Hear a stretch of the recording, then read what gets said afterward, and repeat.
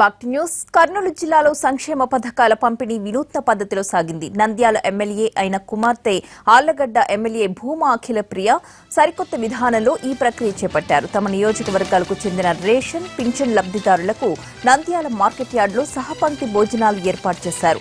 అదే చోట భోజనంతో పాటు పింఛన్ మంజూరు పత్రం, రేషన్ కార్డులు కూడా అందజేశారు నాగిరెడ్డి అఖిల ప్రియ. ఇదే స్ఫూర్తితో డిప్యూటీ సీఎం కేఈ కృష్ణమూర్తి కూడా ఈ తరహాలోనే మరో కార్యక్రమాన్ని నిర్వహిస్తున్నట్లుగా ప్రకటించారు.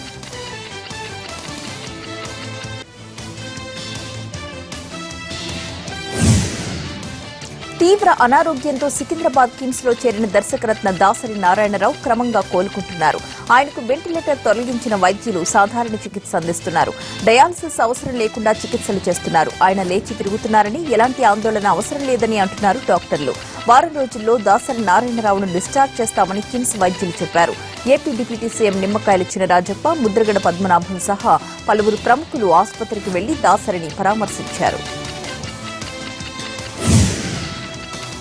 హైదరాబాద్ గాంధీ ఆసుపత్రిలో అవుట్సోర్సింగ్ నర్సుల ఆందోళన ముగిసింది. వారితో మంత్రి లక్ష్మారెడ్డి జరిపిన చర్చలు సఫలమయ్యాయి. డిమాండ్లను ముఖ్యమంత్రి కేసీఆర్ దృష్టికి తీసుకుని వెళతామని ఆయన హామీ ఇవ్వడంతో ఆందోళనను తాత్కాలికంగా విరమించుకున్నారు. ప్రభుత్వం నుండి వచ్చే స్పందన బట్టి భవిష్యత్ కార్యాచరణ ఉంటుందన్నారు. మరోవైపు అవుట్సోర్సింగ్ నర్సుల ఆందోళనతో రోగులు తీవ్ర ఇబ్బందులు పడ్డారు. వైరల్ ఫీవర్స్ విజృంభిస్తున్న వేళ ఆందోళనకు దిగడంతో వార్డుల్లో రోగులకు సేవలందించే వారే కరువయ్యారు. దీంతో ఎమర్జెన్సీ అయితేనే ఇన్ పేషెంట్లను చేర్చుకునే పరిస్థితి వచ్చింది. తాజాగా అవుట్సోర్సింగ్ నర్సులు ఆందోళన విరమించడంతో ఊపిరి పీల్చుకున్నారు రోగులు.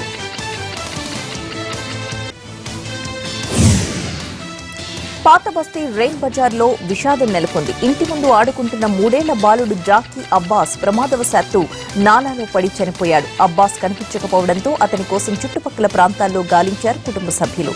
ఈ సమయంలోనే ఇంటి ముందు ఉన్న నాలాలో అబ్బాస్ మృతదేహం కనిపించింది.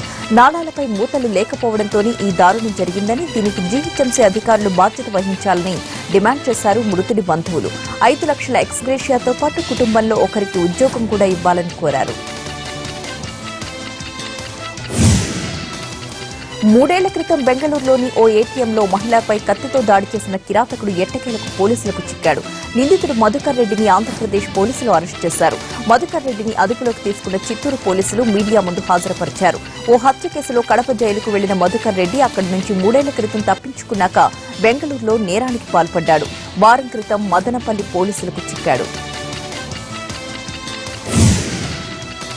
విశాఖ నగర శివారులో రాత్రి వేళల్లో పాదచారులను, వాహనదారులను అడ్డగించి దోచుకుంటున్న ముఠాను విశాఖ నగర పోలీసులు అరెస్టు చేశారు.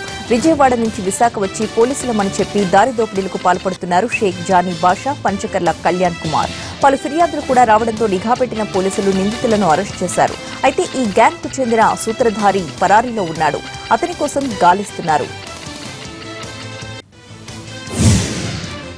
నాగర్ కర్నూలు జిల్లా అమరాబాద్ మండలం మన్ననూర్ గ్రామంలో విద్యార్థినులను చితక్కొట్టింది ఒక టీచర్. కస్తూర్బా వసతి గృహంలో 10వ తరగతి చదువుతున్న విద్యార్థినులకు మార్కులు తక్కువగా రావడంతో వారిని చావచితకబాదింది ఇంగ్లీష్ టీచర్ కళ్యాణి. ఈ ఘటనలో 5 విద్యార్థినులు తీవ్రంగా గాయపడ్డారు.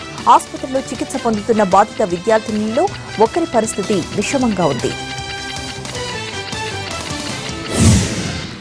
ఫీజు కట్టలేదని పరీక్షకు నిరాకరించడంతో విద్యార్థి ఆత్మహత్య యత్నానికి పాల్పడ్డ ఘటన భద్రాద్రి జిల్లా కొత్తగూడెంలో కలకలం రేపింది.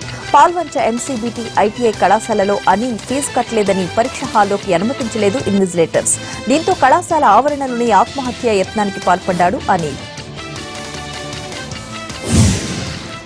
కడప జిల్లాలోని 3 వేర్వేరు ప్రాంతాల్లో దాడులు చేసిన టాస్క్ ఫోర్స్ పోలీసులు 31 మంది తమిళ స్మగ్లర్లను అరెస్టు చేశారు. రెడ్ శాండిల్ స్మగ్లర్లకు సహకరించిన 3 ఆర్టీసీ డ్రైవర్లను కూడా అదుపులోకి తీసుకున్నారు. నిందితుల నుంచి 1100 కిలోల ఎర్రచందనం దుంగలు రికవరీ చేశారు. 18 సెల్ ఫోన్లు, 2 వాహనాలను కూడా సీజ్ చేశారు. జగిత్యాల జిల్లా కోరుట్ల పట్టణంలో భార్యను చంపిన భర్తను అరెస్టు చేశారు పోలీసులు. ఐబీ రోడ్లో ఉండే శంకరయ్య 2 ఏళ్ల క్రితం విదేశాలకు వెళ్లి 3 నెలల క్రితం తిరిగొచ్చాడు. అప్పటి నుంచి భార్యాభర్తల మధ్య గొడవలు జరుగుతూనే ఉన్నాయి. భార్యపై అనుమానం పెంచుకుని పుట్టింటికి పంపేశాడు. ఆ తరువాత ఆమెను ఇంటికి తీసుకువచ్చి గదిలో బంధించి ఇనుపరాడ్డుతో కొట్టి చంపేశాడు. భర్తే కిల్లర్ అని విచారణలో తేలడంతో శంకరయ్యను అరెస్టు చేశారు పోలీసులు. నల్లగొండ జిల్లా దేవరకొండలో దొంగలు బీభత్సం సృష్టించారు. ఖిల్లా బజార్లో అర్ధరాత్రి 3 ఇళ్లలో చోరీకి పాల్పడ్డారు.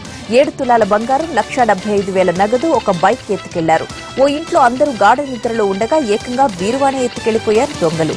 అందులోని వస్తువులు కాజేసి బీరువాని చెట్ల పొదల్లో పడేశారు. మంచిర్యాల జిల్లా భీమిని మండలం చెన్నపూర్లో గ్యాస్ సిలిండర్ పేలిపోవడంతో 2 ఇళ్లు దగ్ధమయ్యాయి. ఒక్కసారిగా భారీ శబ్దం రావడంతో గ్రామస్తులు బెంబేలెత్తిపోయారు. ఈ ప్రమాదంలో వెంకటేష్, మల్లేష్ల ఇళ్లు పూర్తిగా కాలిపోయాయి. 5 లక్షల ఆస్తి నష్టం వాటిల్లినట్లు అంచనా వేశారు రెవెన్యూ అధికారులు. మరోవైపు రోడ్డున పడ్డ తమను ప్రభుత్వం ఆదుకోవాలని విజ్ఞప్తి చేస్తున్నారు బాధితులు.